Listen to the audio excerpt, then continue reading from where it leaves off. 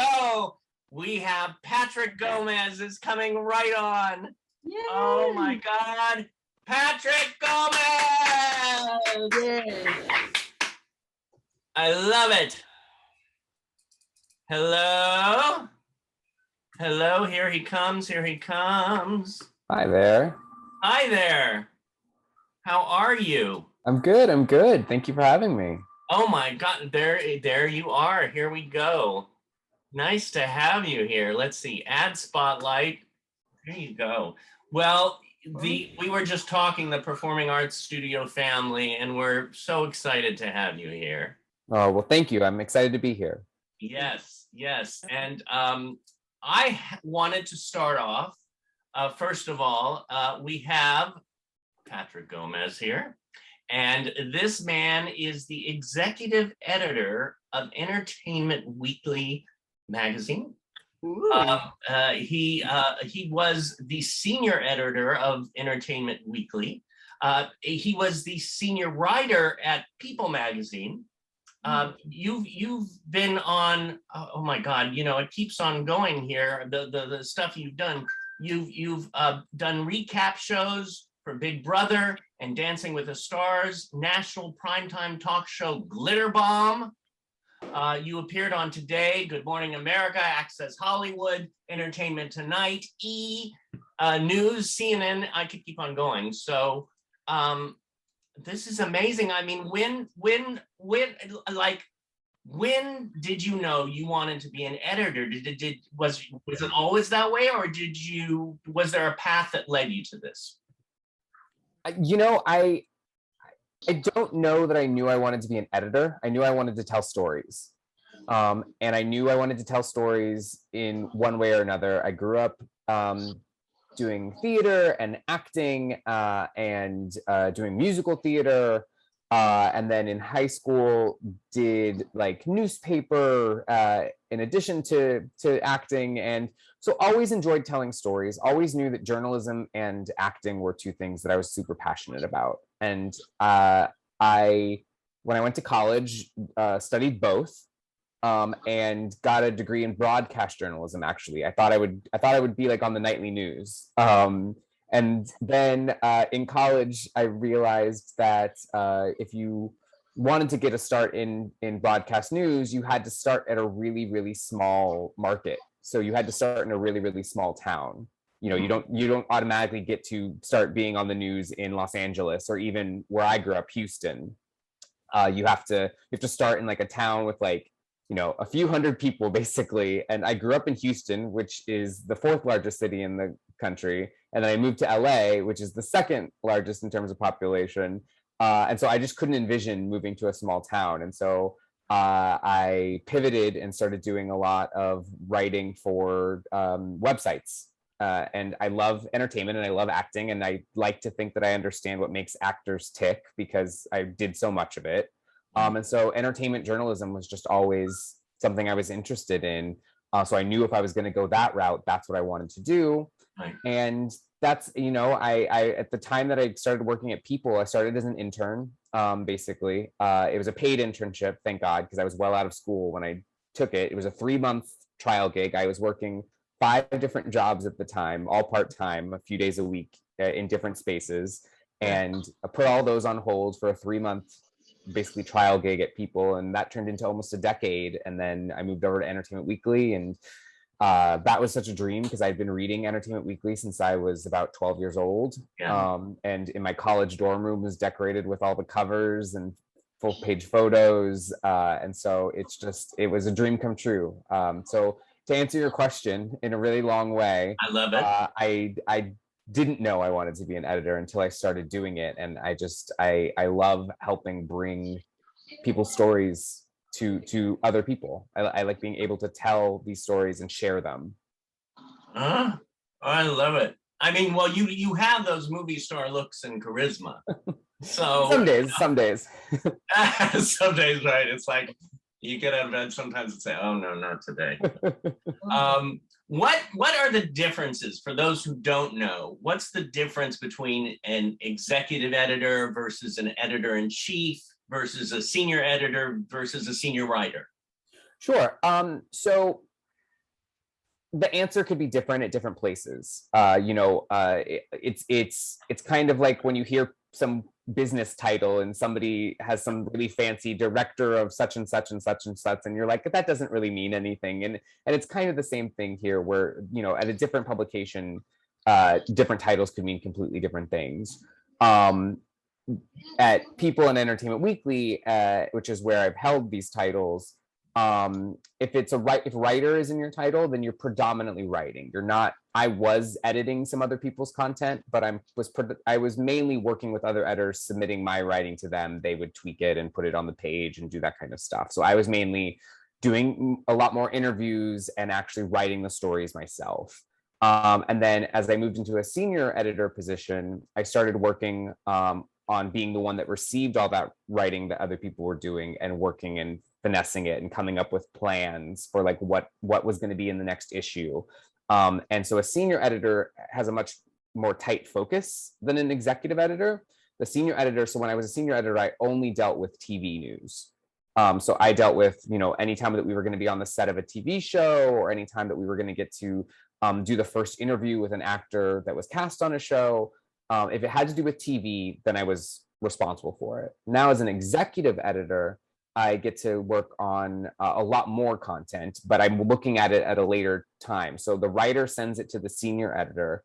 The senior editor, makes the changes that they think are necessary, and then I get to read it. So I'm looking at, if I looked at 10 pieces of writing when I was a senior editor, now I look at like 20 pieces of writing, but they're closer to the final product. So I'm just making, hopefully just making little tweaks by the time it actually gets to me. Right. Do you enjoy, you get the pieces in front of you, but do you ever crave to go one-on-one with people and interview them yourself, or? Oh yeah, and luckily, getting to be the boss a little bit lets you make those calls sometimes. If you're like, oh, I really like that show, I'm gonna handle this one myself. There's definitely times that I've pulled that card. But the great thing is that I work with so many people that are passionate about what they do and about the shows that they cover or the musicians that they are interviewing, that I sometimes have to just live vicariously through them. I have to just like, I'll read the transcript of their interview. So I'll read like the written out version of their conversation with these celebrities. And I'll get to just be like, envision that I was part of the conversation. But no, I certainly do miss that. Particularly when I was working at People, in a given week, I could interview 30 different celebrities for various different things, because we not only, nowadays, more people read the website than they read the magazine. And so we're working on both. Right. So, one is content that comes out every so often. The other is, every day, just churn. Right. What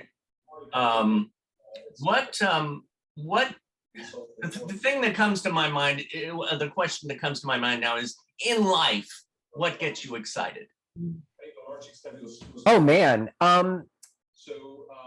I get excited when it comes to entertainment and pop culture, which I love. Like if I didn't have this job, I would still be watching as much TV as I'm watching, which is probably way too much, and going to movies or watching movies at this point every weekend. I would be doing that regardless. And so to me, what gets me really excited is getting to watch people be creative and like share their passion with the world, and it be something that makes you think, that makes you it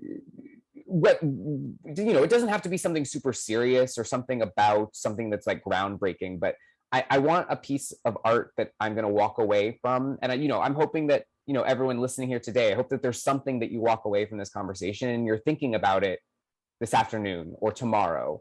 Like that to me is what excites me. It excites me when like I experience something that I can't get out of my head, that like sticks with me. Mm-hmm. I love that. When you're interviewing somebody, what kind of things do you look to ask? What do you, it's different with every person, I guess. It's different with every person. And, I think you, as a journalist, you try and go in and saying, I just want to convey the reality of the situation. Mm-hmm. But there's also, a goal, because you're going in there for a specific reason. That someone's promoting a TV show, or someone this is their first interview after something big happened in their life. They just had a baby, or they are coming back to work after being away from having like an illness. There's an angle to the story, and so you have that in mind. But at the end of the day, like, what you really are trying to do is just help this person come across on the page, come across through written word. And so you want to ask them questions that really get to who they are and like your question, what excites you. Like, you want to ask open-ended questions that allow you a little bit of an insight into somebody. And a lot of times they don't even realize that they're giving you that insight, because they're just telling you the truth. They're telling you their truth at the very least. And that can be revealing in a lot of ways. That's exciting. It's exciting for them, because my goal is to make it not feel like an interview, but just feel like a conversation. So I don't want it to be like, all right, like, I try to prepare, but I try to never walk in with like a list of questions written down, because I feel like the minute I'm looking there and being like, well, what haven't I covered yet? It breaks the illusion that you and I, it's like Barbara Walters used to say, like, just between us. It's like, of course, it's not just between us. There's millions of people watching her show, but I try to make that feeling happen where it's just a conversation. It's not even that I need them to trust me. It's more so that I just want them to feel comfortable. Right. Right. And you just go with the flow of where they're taking you a lot of times, huh? Exactly, because sometimes you walk in thinking the story is going to be one thing, and then by the end of the conversation, you're like, oh, like, that's not, I thought this was going to be the total angle of the story, but it's not that. It's this, which I never would have thought to ask. It just came up organically. Right. I love that. We actually have a couple of students at Performing Arts Studio West and the Meet the Biz program who are very interested in being in the news business. Yasmin, by the way, who hopefully you'll connect with later. How would you suggest them to go about starting in the business, or if they're at a certain, or if they're in it, take the next step? Well, if you're starting completely from scratch, like if you're not in it already, I think one of the things that's very exciting about now versus when I was starting is, I guess at the time I could have had a blog or something that was just my own, but people weren't paying attention to those in a way that they are now. We just had an editorial assistant start a few months ago, and she rose to the top of the we get, I feel very fortunate to work at a place that gets hundreds of people applying for every time we list a job that's available. And one of the things that made her somebody we wanted to interview out of those hundreds is that she, after college, just started her own digital publication. She started her own website, basically, and just found friends that wanted to write, and she started putting this together. She became an editor-in-chief in her early 20s. And yes, it was of her own publication, and it was not incredibly fancy or anything like that, but it showed the initiative and it showed her talent. It showed her talent as a decision maker. It showed her talent as a writer. It showed her talent as an editor. So I always recommend people, if an opportunity doesn't present itself, make your own opportunity. And so if that does mean starting your own website, or starting a blog, or even just on social media, just like starting to share your voice, people will find that and people will get excited about that. And if you are in the industry already, or if you're getting started and you find a way in, I think it's always a balance of like making sure that you still have your life, but saying yes to opportunities that you maybe initially were like, well, no. I had a colleague who ended up moving on to a different profession. She and I started at the same time, and we would always, because we rooted for each other. There was a group of 3 of us that all came up at the same time, and 2 of us are still in the industry and 1 is not. And I often look at what we did that she didn't. And I think the main thing was, if they were like, we need someone to interview this actor, her initial thought was, well, somebody else here on staff has probably seen more, knows that story more, or would be better suited for that. Whereas in me and this other girl that also started with us, we both would just raise our hands and say, you know what, I can go home and watch 2 or 3 episodes of that show tonight and I can interview them tomorrow. And so find ways to say yes is what I would say. That's like a mantra that I find in my head. And that works not just for journalism, but that works, I think, for anything. And it's something I honestly learned. I worked as a waiter for years, and there was a policy that was called never say no. And so, that doesn't mean that you have to roll over and let people walk all over you or do things that you're not comfortable with. But, on a level of being a waiter, it was, oh, hi, can I get a Coca-Cola? You wouldn't say, no, you can't have a Coca-Cola. You'd say, oh, we actually have Pepsi. Can I get you a Pepsi? And it's finding a way to not say no. I found that was very helpful in my career, even today, but just particularly when I was starting out. I was laughing when you were saying waiting because I waited tables for years. And luckily I dressed up as a country farmer. And one time I was at this restaurant and they had a bar. So, the people would come in and get a cheap meal and then get in the bar for free. Well, I was a wonderful waiter. Thank you. And I gave them, at the end, he said, listen, I just want to let you know that the cheeseburger came out a tiny bit too late. So I know it wasn't your fault, which it really didn't, but here's your tip. And he gave me a quarter. And I looked at it and I took it back and grabbed his hand. I said, you might need this for a phone call one day. Like you think it's in prison. But anyway, so it's so interesting. It made me laugh when you were saying, yes, the customer's right. And he could use that quarter. But exactly. I don't know. So, you've done so many interviews. Is there one that sticks out in your mind and was, oh, that was one of my favorites? I know you have a lot of favorites, but do you have one that you?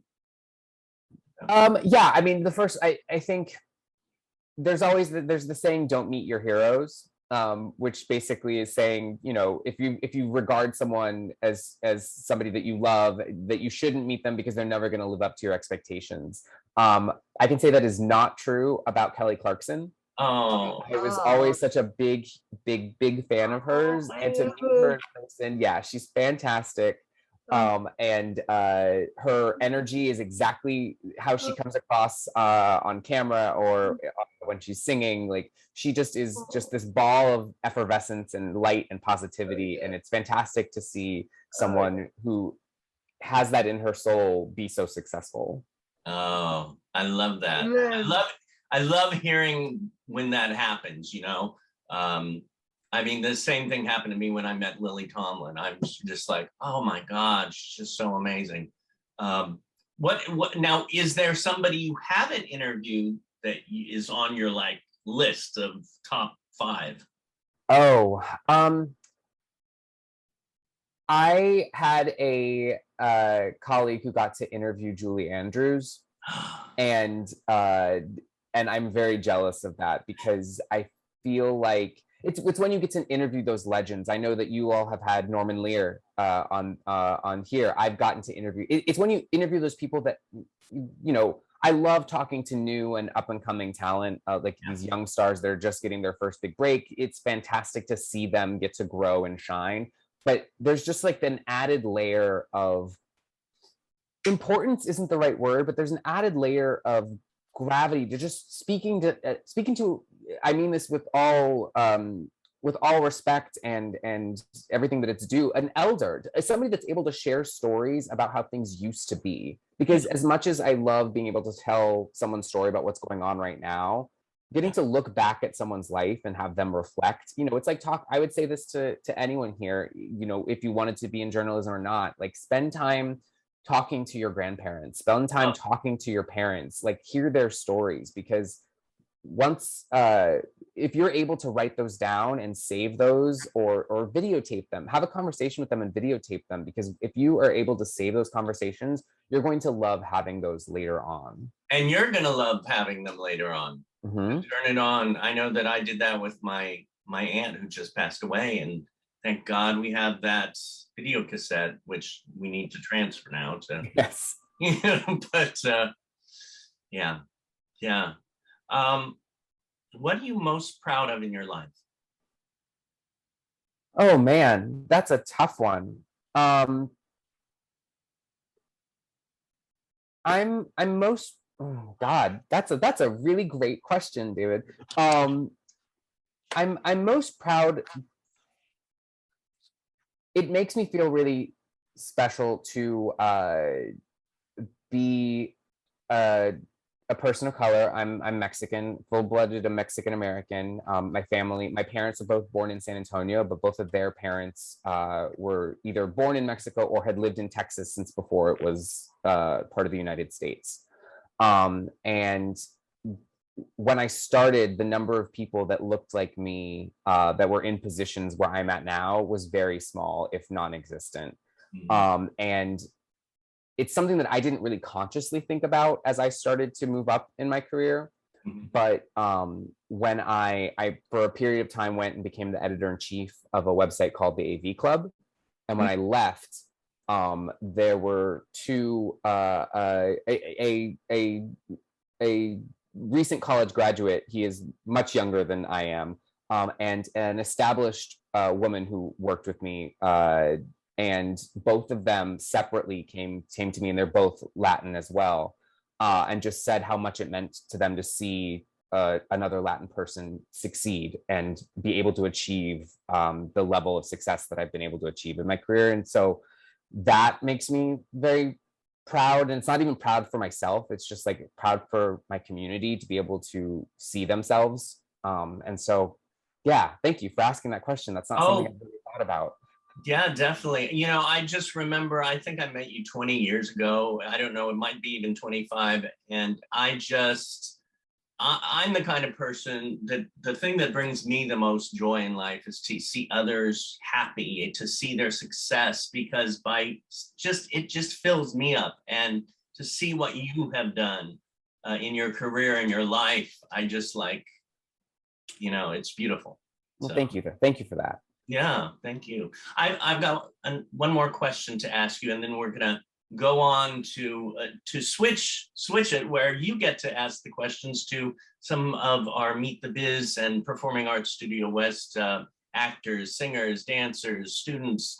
Um, the question that I have for you is, what do you want the most at this moment in your life? Oh, I mean, right now I want to be able to travel without concern.